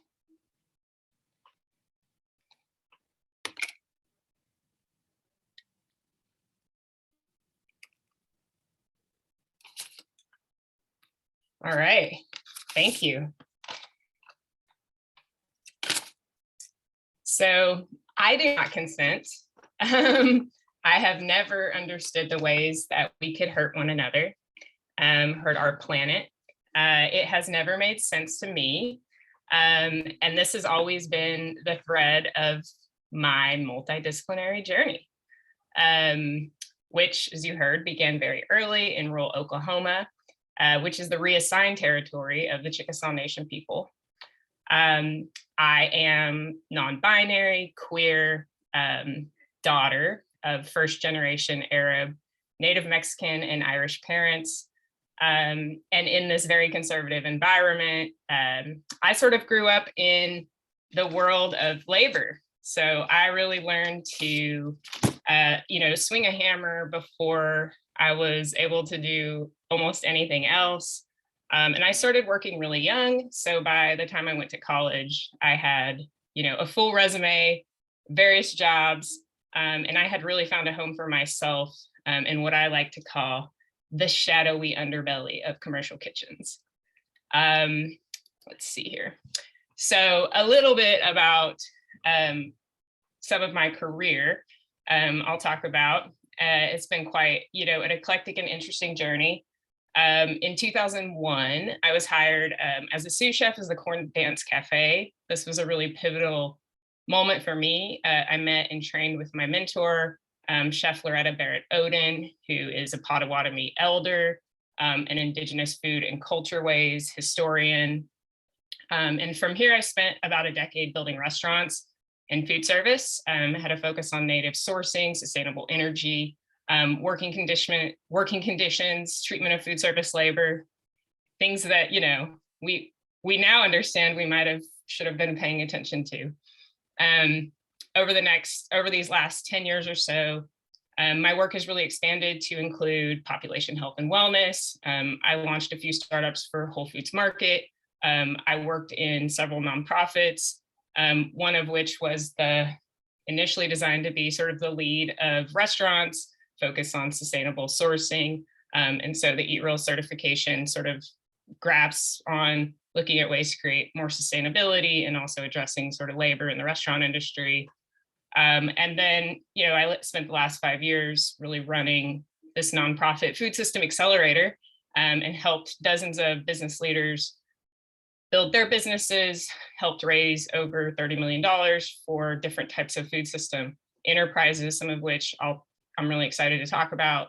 And now my work is really integrating these learnings. I'm working with the Just Economy Institute as a financial activist and as a systems change consultant. And, for me, my work is really about how I now understand the status quo capitalist system, both in my bones and body, as well as having really worked in it, having worked on a lot of the edges of what's been emerging. And for me, it's identifying ways to liberate and heal ourselves, and to use business as a tool to do that. So I really like to kind of think about being able to take all of this, and it helps me work on the edges, imagine new possibilities. And this is really, for me, what I talk about and what I read Adrienne Maurice Brown. She has a book called Emergent Strategies. This isn't our resource, but this is what helps me kind of create a space of emergence, and to help others understand that we can formulate real viable businesses and concepts and ideas out of the liminal space. And that's really something that I'm seeking to constantly create together with folks so that we can imagine new possibilities, imagine things that don't exist, and then bring them into fruition. So that's really been kind of a lot of what my work has focused on. And while I fully embrace walking on the wild side, the liminal space, and am not one to believe much in reductionism, I do actually rely on the SDGs in my own personal work. They've actually served as a really solid way for me to have a professional theory of change, which helps me identify collaborators and maintain a focus for my work. So the organizations that I work with either must be committed to one or several of the goals that are aligned with my personal theory of change, or they have to actually show a real willingness to invest in the interventions that will get them there. And, you know, I loved earlier that Kayla said it, but like, I can say whatever I want because that's not why I'm on my own. And that's one of the reasons I resigned from my role, which I think a lot of people are grabbing the opportunity to do. And, but like, we're moving towards a time where if you're not embracing SDGs, if you're not embracing equity and multidisciplinary work in general, like you're not bringing value to the market. And this has been happening for a long time now. It's as with all things, like once we really start to discuss these in every corner and facet and place and space, consumers are already there. So that there's no more the labor disillusionment, the climate disasters, the compounded traumas that we're all experiencing, the toll on our mental health. And I'm sure each and every one of you has a personal wound to heal just from these few years alone, not to mention the iceberg of generational trauma that we have, especially in America and beyond, because of not having the structures in our system to address our whole person selves. But the SDGs are like very pragmatic. And so to me, they help us rally around the future that we want. And they offer what I like to think of as these tools around the continuum of care. Sorry, let me say that again. The continuum of care that must be built into our businesses so that they can be sustained, because we must sustain our human, environmental, and spiritual resources like completely. And that's really what this framework offers. I wanted to just I'm like zooming through, but kind of on the topic, I guess, in terms of how I think about, there's the SDGs, but like, how does this show up and like, where are we kind of going with the leaderships that's needed to create these environments of emergence? Is I love, Rodney is an honorary woman today. And if you know anything about Rodney's work, the truth is that everything is uncertain. We need to shift mainstream to embrace complexity. Like there's no truer words than that. And so I just think that these truths, having humility, knowing that we don't know what is next, being co-creators and willing to shape and reset power dynamics, and as we're talking about today, embracing multidisciplinary ways of being and doing, these are the qualities that I believe that many others believe are going to help us bring about this collective future, right? That really values values.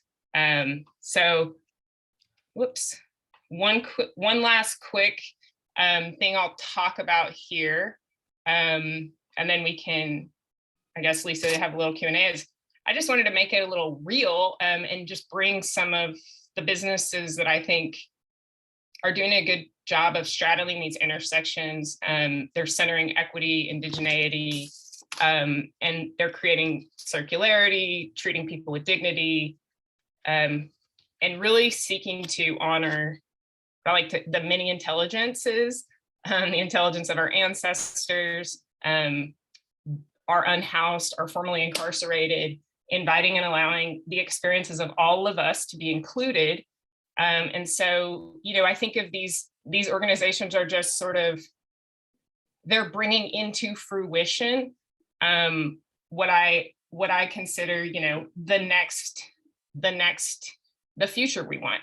So Firebrand is a bakery. They're in Oakland. They bake bread, but they also have a 98% retention rate that they've held over the last 3 years through the pandemic, while raising $10 million in venture capital that they structured in a way that made their company employee owned. And all their people are formerly incarcerated or formerly unhoused, and all their sourcing is, I think, some of the most sustainable grain that you can get. So they're really proving that you can actually have a super profitable pretty traditional and 100% sustainable business by just valuing your people. Regenerative poultry is really interesting when they're there in the Midwest as well, and they're decentralized, indigenous, and fragmented, and using that entire process to disrupt global poultry.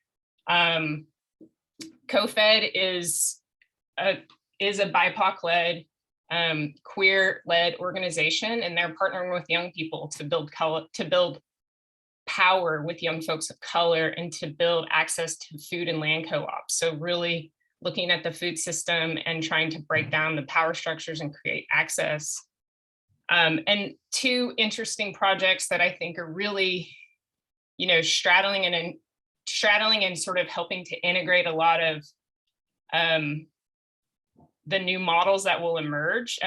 Fireside Project and Alma, they both are sort of working with this emerging space of psychedelics, but are very much focused on building peer-to-peer care solutions and creating access to peer-to-peer care for low-income folks. And really what that is it's rebuilding community and helping us learn and remember that we actually have so much power to just support one another with what we already have.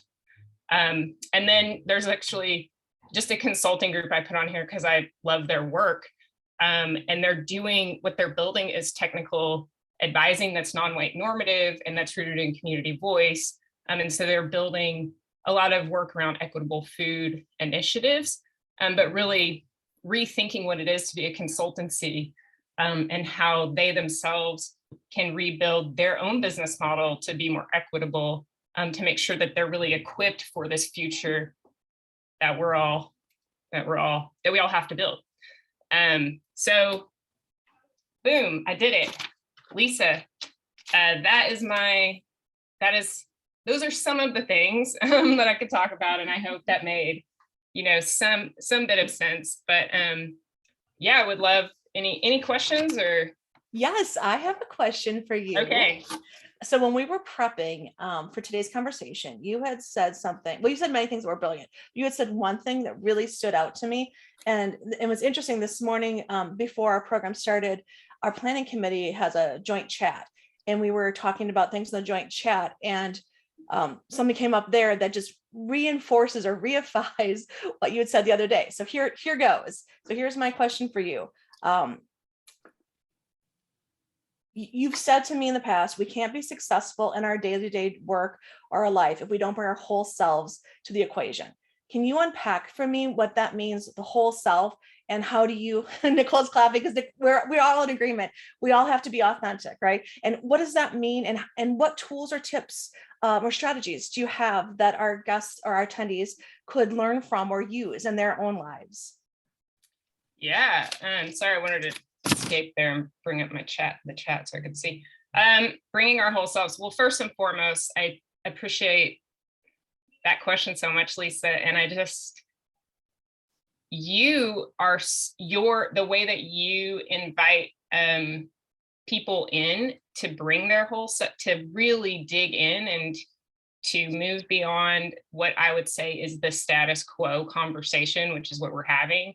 I just want to appreciate you for that, and for this space to, feel safe, and bringing our whole selves. I think really does start with each of us individually. I feel like, especially, we had this conversation about how we apologize before you even start talking in so many conversations, when what we're actually offering is really substantive. And so that's about healing individually and finding our own power in what we truly want and what we truly believe and what our values really are, and how we want to spend this little limited bit of energy that we have in this time, and how we do not want to spend it. Because those two things, getting really clear, getting I have no idea what we talked about the last time, this is what you're going to say, but to me, it's really getting clear. And this is the process I'm always on, is getting really clear about what I do not want to spend my energy on, because we all know it is so limited. And if we can do our work, for me, it's a massive set of things. I have a therapist, I have an executive coach, I have a set of people that I meet with to just cry about personal challenges. I have a group of women that I talk with about work stuff. I have an acupuncturist, I have a chiropractor, I have a plant medicine circle. I could keep going. I make it's critical that I make art.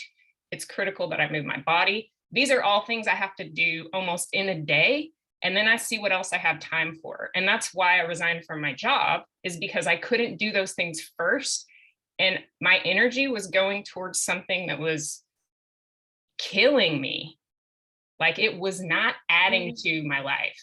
And so I think that in the bigger scope, it's our individual well-being. And once we get clear on our own health, how we want to spend our energy, everything else becomes really clear, and we can show up authentically, and we can hold the boundaries for what we believe is necessary. And oftentimes that's creating that's creating space for other conversations to be had. Sometimes it's creating opportunities, and knowing that that's what's right. It shows up in so many ways. So yeah, I'll stop rambling on that one. Oh, that was amazing. And you're going to make me cry again, because I appreciate you and I appreciate the honesty of the experiences you've had. When I met you, I mean, you were leading Food System 6, and I think you're an amazing executive director. And I know you've chosen to leave being executive director. But when I met with you, I don't know, whatever, a year ago, and you were telling me about the work you were doing, I was like, this is amazing, right? And you're somebody that, just like Nicole, is somebody that I feel like is in the circle of making change happen. We're creating this new, more equitable and just world. And I think as we do that, we face a lot of challenges, right? And that's what we were talking about last week. And even this morning in our event chat with our program folks, and I'm being vulnerable now. One of my colleagues had said, well, we can't take a picture because I was crying this morning. And I said, I cry every day or almost every day, and so I put makeup on, afterwards, because I got to go on Zoom. And that's part of life. But it's also understanding and honoring that, and honoring our own feelings and emotions. Because if we don't express and feel and deal with our feelings and emotions, what good are we, right? And I think that's the point you're getting at. We have to take care of ourselves first, right? We're on the airplane, put our gas mask or put our face mask on first, the air mask, if the plane's going down, because otherwise, what good are we? And I think that everything you've taught me that I've learned from watching you, Cesare, is that you're very intentional about putting yourself first. And I think that's pretty amazing. I think we should all be able to do what you're doing. So I honor you for doing that, and for being a good leader in this space, and for also demonstrating to me that it's hard to do too, right? Yes, it's a new muscle, and I invite us to all hold one another accountable. I mean, it's a new muscle to put myself first, to be honest, and it's one, I mean, I haven't stopped working for 25 years and I'm 40 years old. Right. And so I think, like, to see, and to see myself repeating patterns of my workaholic parent, let's say, and to go through and do, if you haven't done the Klontz, I'll put that up, the Klontz money trauma of money work. There's an entire course, but I think the trauma of money work is coming out of, there's a group that's really spreading that work. And that is very powerful, because that is also really inviting us to, it's not just our emotions and showing up, but also understanding where the rooting of that comes from.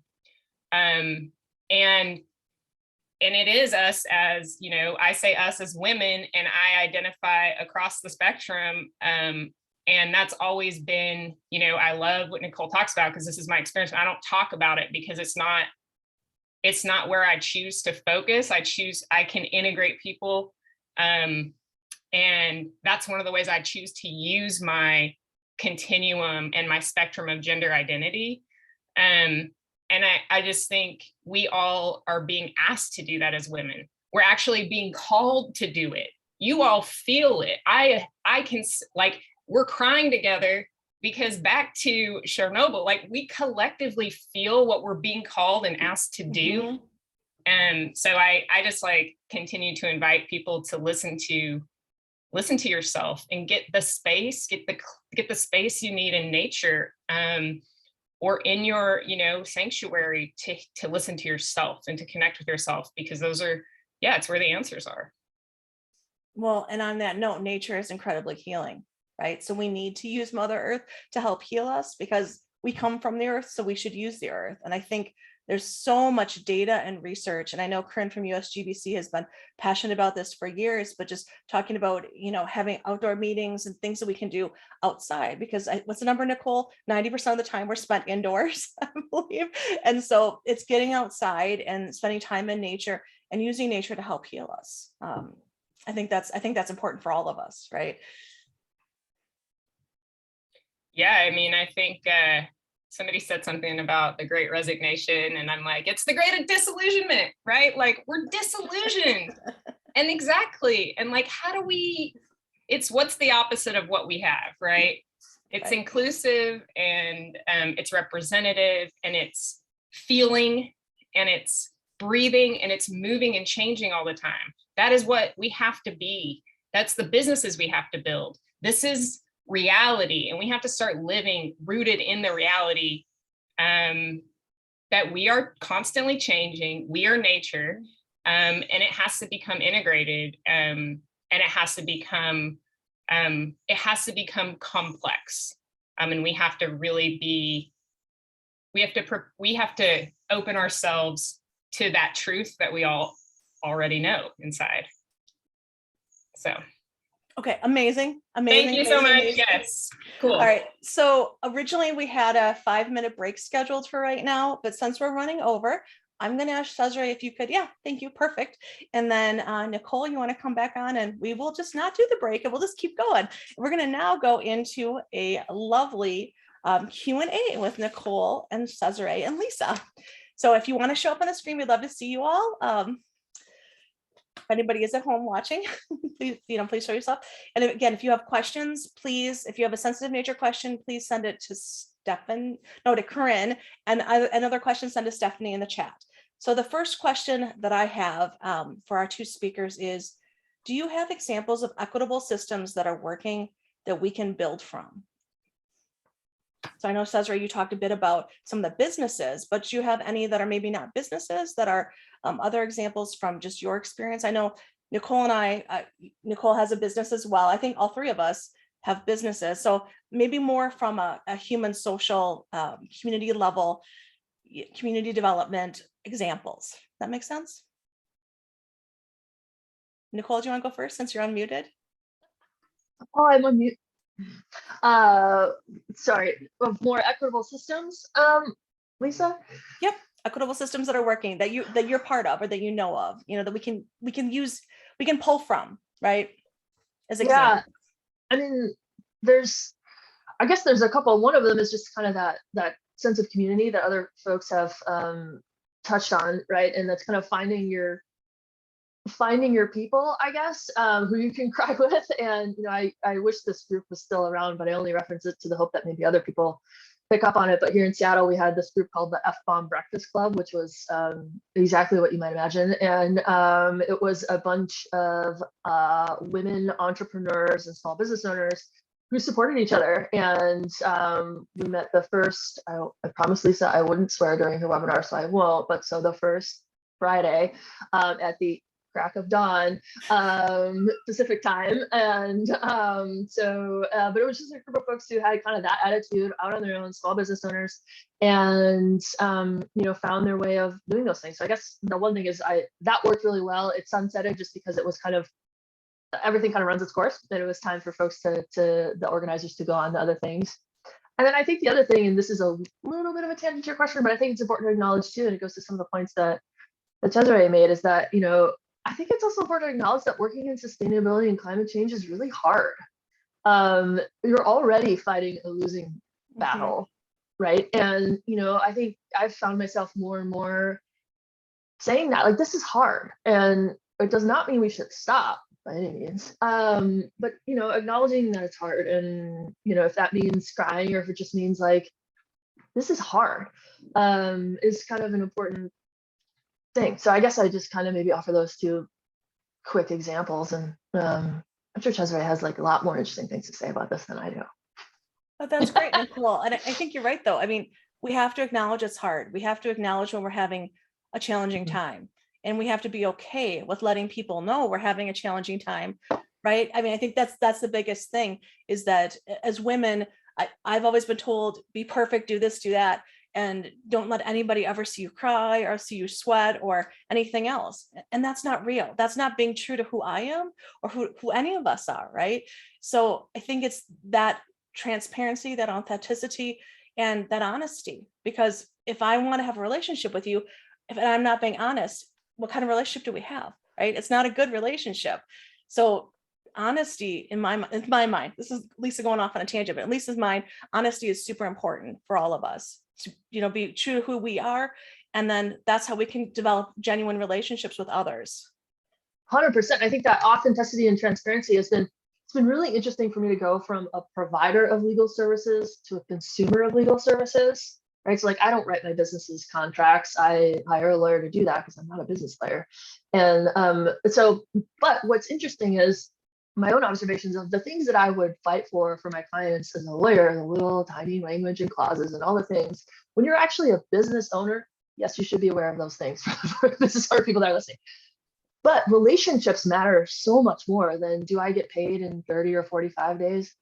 Just pay me, right? Like, you know what I mean? But like, do you then trust me? Am I authentic and transparent with you to the point where then we're going to work together on the next project and the next project, and that's what really matters? Or when something goes wrong, because it does, because business isn't perfect, that we work together and solve it, as opposed to being like, okay, well, this is the mediation clause, then we're going to arbitrate, and all this junk. So it's been really interesting to kind of see that, and to have this more collaborative theme as a business owner, and the things when you're in kind of a different position, and how much that transparency and authenticity and those relationships really matter. And I think the rest of the world has a lot to learn from sustainability with respect to kind of taking the leading charge on that. But I really want to hear what Cesare has to say. Well said, Nicole.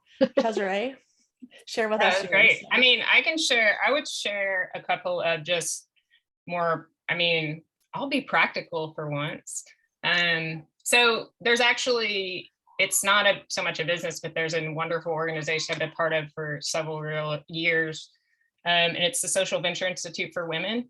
And it is a just really rich and wonderful community that, like, initially, I'll be honest, I've always been, it's always been hard for me to show up in all female spaces. It's like always a little like awkward.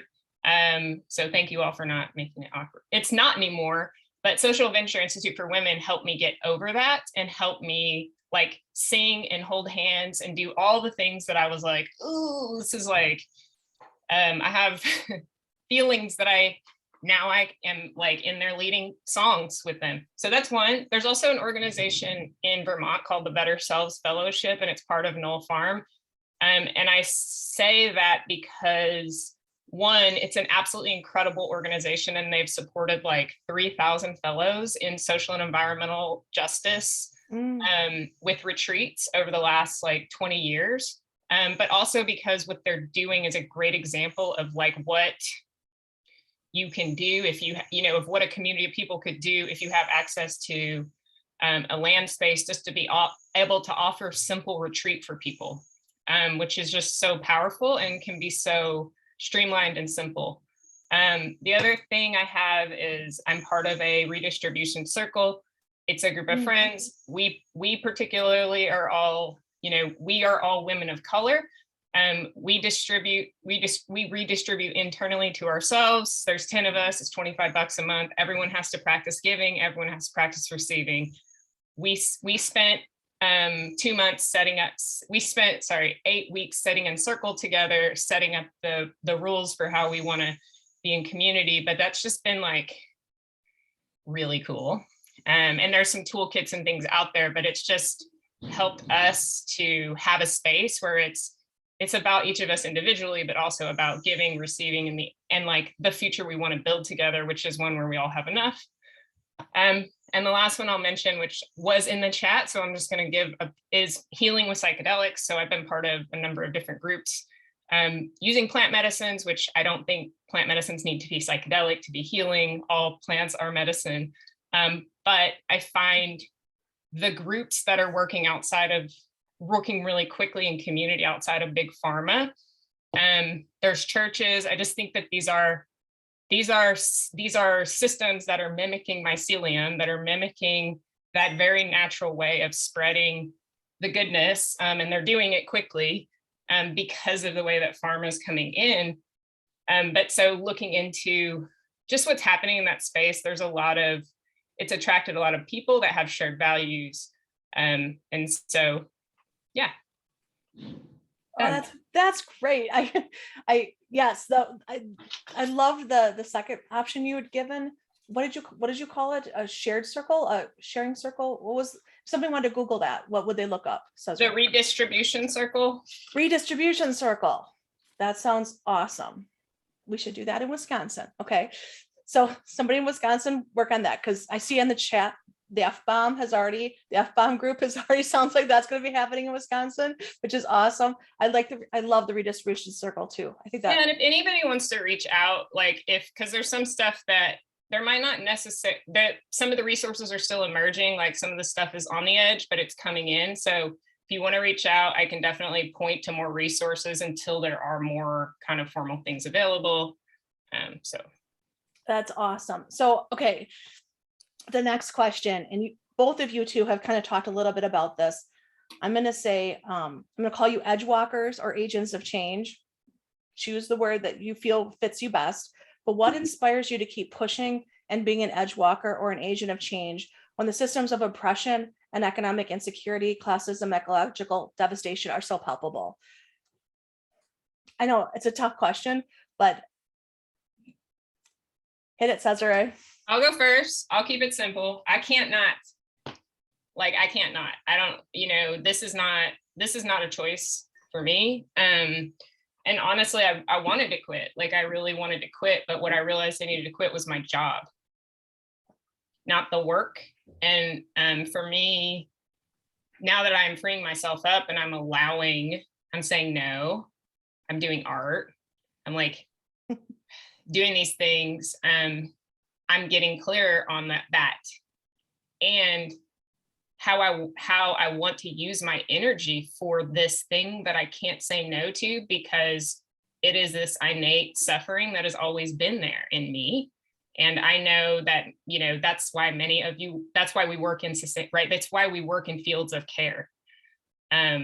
So for me, it's resourcing myself so that I can do the work that I can't not do, so that I suffer less and have more energy and have more clarity on what it is that needs to be done. To usher in space, for me, it's ushering in and creating possibilities for our young people to step into these next possibilities that they already know and they're ready to do. So that's me. Wonderful. Thank you for sharing that. So hard to follow you. I guess just kind of building on that, I think you can't not do this, but I also think it's important to kind of talk about like the golden handcuffs are real, right? And I've experienced that. And I also think women don't talk about money enough, and the challenges and the guilt and all the other feels. And because, like I said, I'll just speak from my own experience. I worked at a big law firm, connect dots. And so it's, but was I really stressed out, probably drinking too much, trashed relationships, all kinds of things, and so where do I choose to put my stress now is into something else, and I think that's a choice that I made, and I make that choice. And so I guess there's kind of that. And then I think the second thing, or sub bullet, is for me, teaching is a really important way that I kind of stay connected and inspired and why I do the work, which I think is your initial question. Because I guess I teach in a very formal academic context, but then I also remind people we teach every day. You teach when you model behavior for someone. You teach, when you hold a door. You teach when you pick something up for someone. And you can teach in little ways and big ways, and you don't have to, teach a class at a university to teach, right? But it's important that we all teach. And I tell my students, particularly in sustainability, I try to teach them problem solving skills and how to vet good and bad information, because that's what they really need. I can't teach them the current state of the law with respect to sustainability or like the top 5 like bodies, because by the time they're out, those things are completely changed. This area is changing so quickly. Don't even get me started on ESG and all that kind of stuff. And which is changing like daily, like hourly, as we're seeing things. Yeah, but anyway, so I think that the teaching part is really important, and then just emphasizing for people that you don't have to. I always encourage people to teach. If you have something to share, teach at a community college, teach at a high school, teach, coach, do, pursue academic teaching. I teach a class that I made up with no teaching experience at the University of Washington. That's not a weird humble brag. That's to encourage other people to do the same. If you have something to share that is important, stick with it and share. But then, also just like teach, do the little everyday stuff, teach your colleagues, teach your kiddos, teach your friends kiddos, if you don't have kiddos like me, that kind of stuff. So I could go on and on about teaching, but stop there. Nicole, I love it. I love it. I love it. I love it. I'm going to put a real quick plug in for those of you who are watching. When we are done with the webinar, there's a group of Oconomowoc High School students who are going to do a Spanish version overview of our webinar today. And then we'll be able to share that for Spanish language speakers who may want to learn more, and so they can watch in English. But we're working with Oconomowoc High School kids, so I'm with you. I think it's really important to work with high school kids, college kids, the next generation. I think teaching is so important, and I think it's demonstrating and leading, right? I think it's priceless. So I've got one last question for the both of you, because we could go on talking about things for days and weeks and hours and years, because there's so much to talk about. But if you had to give advice, okay, to a colleague or an emerging professional who's interested in joining us in working and using interdisciplinary skills and thinking to solve sustainability problems or issues, what would you share with them? What would you tell them? What's the one thing that you think they would need to know so that they could do the work that we're doing? Both of you have talked about the next generation and helping prep the next generation. So we're talking to them now. What do you want to tell them?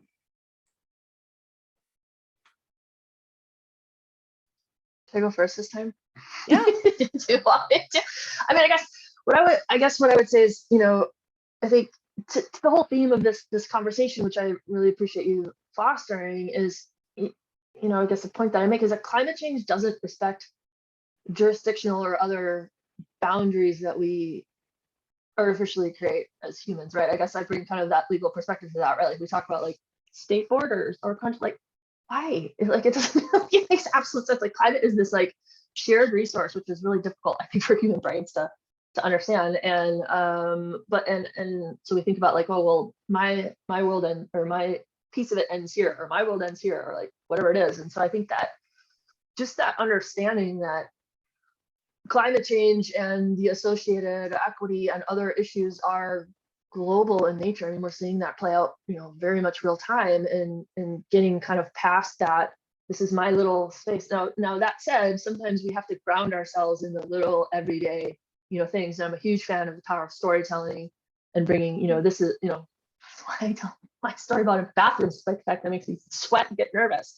But like, but those stories are important because they ground us in experience, and that's really important.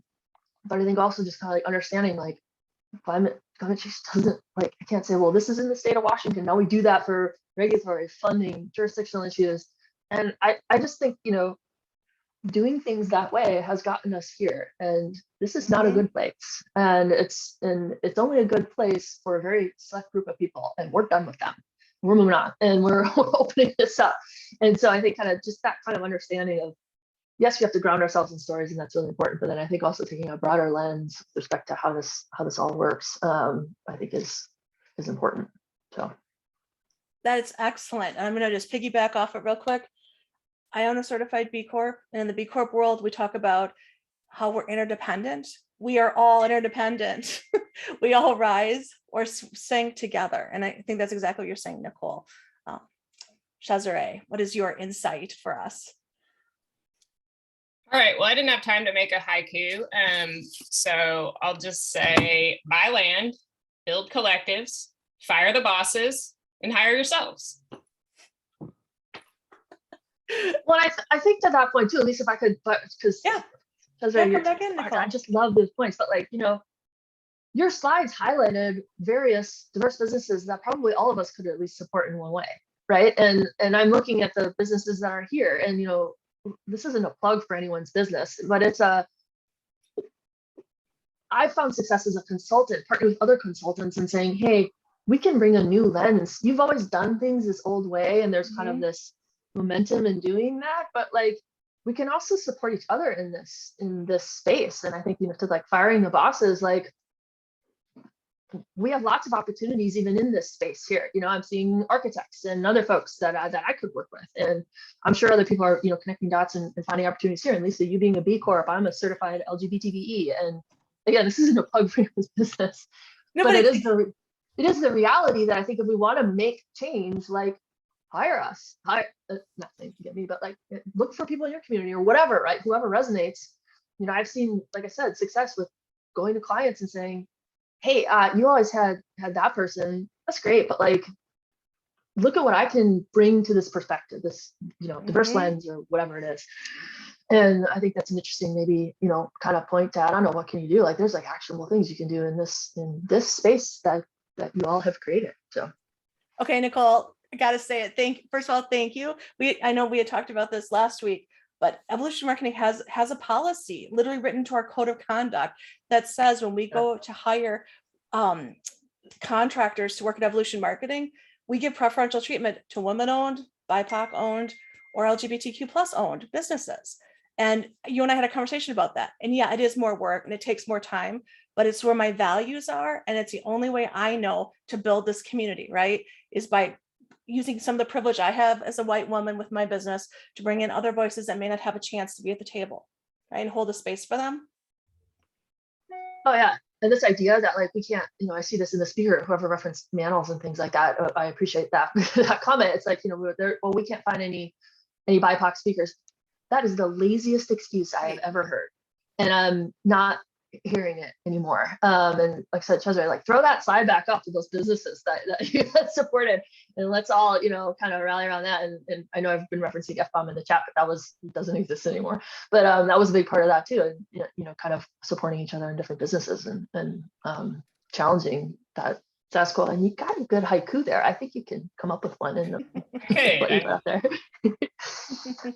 I just need a couple more minutes, you know, to get my, sorry. You got this. No, it was. Yeah, I'll throw some of these orgs up in the chat just so people can check them out, and then I'll share them. I'll send those over to Lisa to add to the resource piece. Yes, and we have, and speaking of which, thank you for bringing up the resource doc. We put together a really nice 5-page resource document that has all kinds of blogs, articles, action items, things that your business can do right away. And then I know I'm going to ask Stephanie to put the link in again to the resource doc. We've got one right now, and then we'll add additional things after today, and we'll send that out next week with the recording of today's event.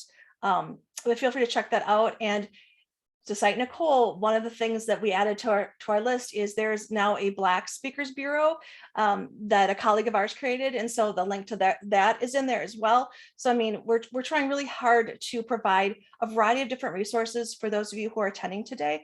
So to help you to maybe step out of how you would normally think about things and to help educate yourself, because so much of this begins with education. And on that note, real quick, I want to just thank both of our speakers today.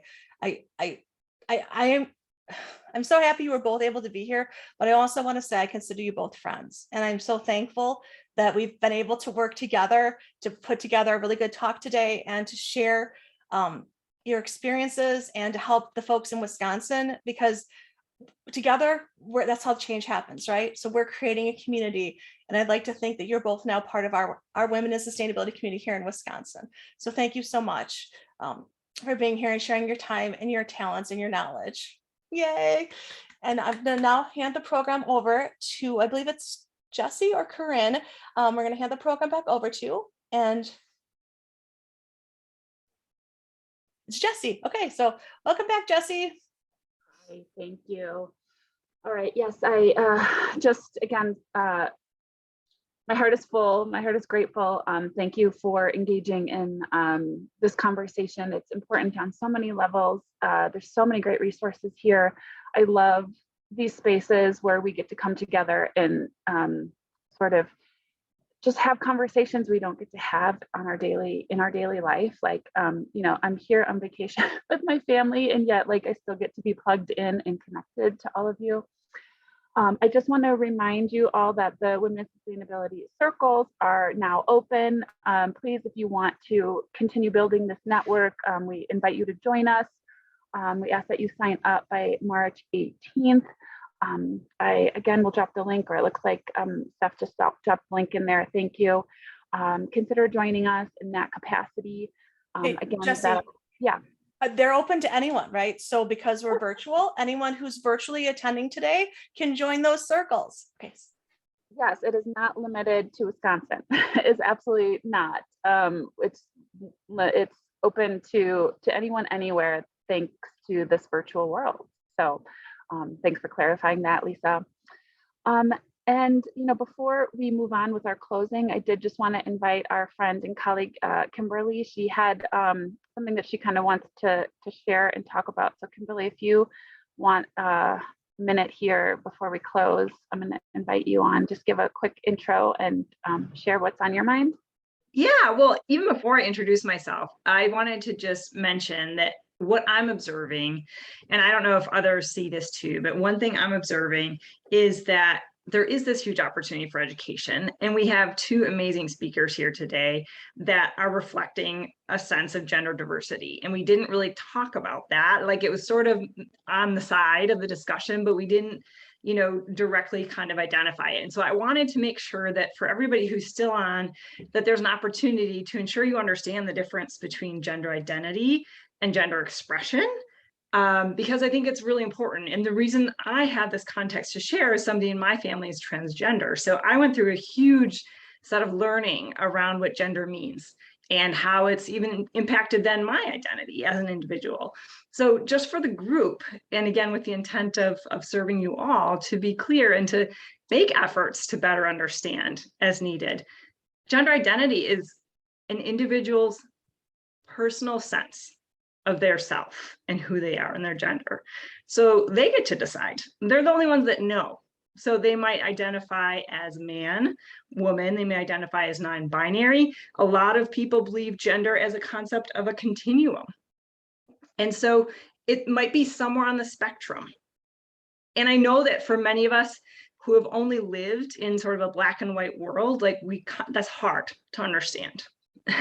You know, like we want to put people in the box of, well, no, either you're male or female. Well, that's not our reality anymore. And now we actually know that. And so I want to invite everybody to sort of be willing to explore that space. And the concept of gender identity is different than gender expression, which is all about how you would present yourself outwardly. And that's often expressed through behavior, clothing, hairstyle, you know, voice. So we make observations, you know, about what somebody's gender identity might be, but we don't know. You will only know if you choose to ask, right? I don't think any of us might have guessed that Cesare goes by non-binary, they pronouns. And it's something really important for us all just to recognize. And Nicole was really, you know, I want to recognize your vulnerability, Nicole, in sharing how you've been caught in odd situations because people make assumptions about your gender identity based upon your gender expression. And so I wanted to put some language to it in terms of helping everybody kind of understand, you know, back to gender identity, the concept too is that vast majority of people, you know, their gender does align with the sex that is assigned at birth. But that's not always the case, right? So that's where the concept of transgender comes in, where their gender identity differs based upon how they were assigned, the label that they were given at birth. So I'm open to answer any questions about that, but I wanted to jump in. I didn't want to put the onus on either Cesare or Nicole to answer that question because in my own, you know, learning around this space of gender diversity and broader racial equity, often as a white privileged person, we don't recognize even the effort it takes somebody else to do some of the education. So I know for a long time, I would lean on people of color that I engage with, friends, to help me understand what their struggles were. And I only recently started realizing that that's an unfair burden to place on them. It's upon us to better understand. So I wanted to step in and share a little bit and see if anybody had any questions about that. Anybody have any questions? Thank you so much, Kimberly. This is what I love about community, that we all get to learn from each other. And like I said earlier, you know, that we're in this safe space to challenge our own thoughts and experiences, and to continually be on this learning journey towards more sustainability and equity in all of the work that we do. Great.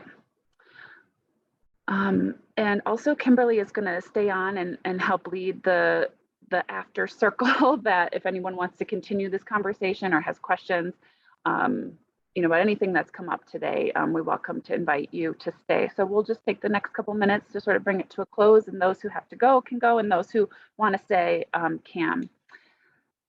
So what's our next slide? Great. Okay, so as you all heard, I'm the managing director of the Wisconsin Sustainable Business Council.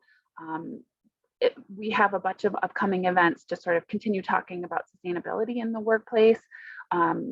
We have greenhouse gas strategy with Sherwin-Williams coming up. We're also talking about making sense of ESG, which kind of came up today in this conversation on April 14th. We're really kind of talking about, like, what does this mean for sustainability professionals who've been working in this space for so long and are now having to, you know, make sense of the ESG world, and how does this translate to our work? So we'll have a couple of different businesses talking about what they've been doing and how that transition is sort of happening, and just what it all means. So it's really meant to be an open conversation and dialogue. And you can always learn more about our events at Wisconsin Sustainability /upcoming events. So what's next? I think, Corinne, I'm going to hand it back over to you now. Yeah, it's me. Thank you, Jessie. So I can't speak for anyone else, but I found today very inspiring and thought-provoking, and I really appreciate all of the contributions from our speakers and partners and guests. Kimberly, thank you for speaking up just now and helping put a voice around that. I just really quickly wanted to highlight some things that USGBC is going to be up to this year, and other ways that you can connect with us on this topic and more. The first being that our next upcoming event is around materials and resources on March 22nd. And this is going to really dive into how manufacturers and green building professionals are reducing carbon and sourcing healthy materials. A fun fact is that all of our programs that are online this year are free for our members, including our regional program series, our national education series, and our First Fridays, which are a great grab for anyone that needs to get continuing education around the green building space. And again, we have that discount today, celebrating International Women's Day with $18 off. So we'll pop a link in the chat for all of these series. Moving on. Oh, we're finally going to do some in-person stuff. We're so excited to be able to convene people again, and our region is going to be convening in May for USGBC Live Twin Cities. And like I said, it's our first foray back into the in-person programming, and we're going to be gathering our members of our community to talk about how they're tackling challenges and leveraging LEED and green building strategies to meet industry, organizational, and community goals for sustainability, resilience, health, and equity. Registration is now open. I do hope to see you in St. Paul as we convene. And then we have our Women in Green program lineup for the year. As I mentioned, we have an entire initiative around this and several different programs that USGBC will be hosting virtually and in person later this year. So a link to the Women in Green calendar is going to be added into the chat, thanks to my partner Steph. And plus there's going to be a link to Green Build with our annual International Building Conference, which hosts basically the culmination of the USGBC's Women in Green programs from across the nation. And then lastly, our formal program is now done. So the recording's going to be stopped. And for those of you who are interested in continuing today's conversation, we welcome you to stay for that open dialogue that Kimberly will be leading for us, moving past our conclusion. The intention is that it'll be an informal conversation in a safe space for open discussion and reflection. There'll be an ability to talk with the remaining group as